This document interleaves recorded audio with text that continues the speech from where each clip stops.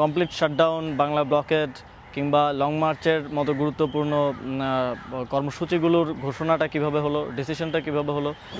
জুলাই, মাতৃভূমি অথবা মৃত্যু, এই বইটি মূলত আমার জুলাই গণঅভ্যুত্থানের যেই ব্যক্তিগত অভিজ্ঞতা এবং জুলাই গণঅভ্যুত্থানের অনেকগুলো গুরুত্বপূর্ণ ডিসিশন নেয়ার যে প্রক্রিয়া এবং আমার একান্তই ব্যক্তিগতভাবে আমি ঠিক যেভাবে এক্সপিরিয়েন্স করেছি জুলাই গণঅভ্যুত্থানকে সেই ইতিহাস তুলে ধরার চেষ্টা করেছি। সময় স্বল্পতার কারণে অনেক ডিটেইলডভাবে বইটি লেখার ইচ্ছা থাকলেও সেটা করতে পারিনি। অনেকগুলো ঘটনায় আমি ডিটেইলে না গিয়ে সেই ইতিহাসের ধারাক্রমটা উল্লেখ করার চেষ্টা করেছি। তবে আমি মনে করি যে এই বই থেকে আপনারা জুলাই গণঅভ্যুত্থানের অনেক সিদ্ধান্তের ব্যাপারে জানা অজানা অনেক কিছু জানতে পারবেন এবং অনেক অভ্যন্তরীণ বিষয়ে জানতে পারবেন।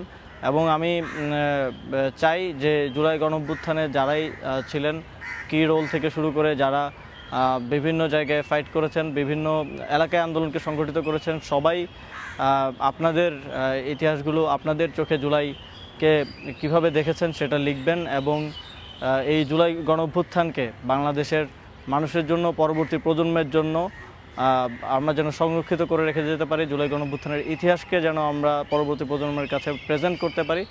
সেজন্য আপনারা আপনাদের পার্টগুলো লিখবেন। আমি আমার পার্টগুলো যতটুকু পেরেছি লিখেছি এবং ভবিষ্যতে আরও ডিটেইল ভাবে আপনাদের সামনে উপস্থাপন করার চেষ্টা করব।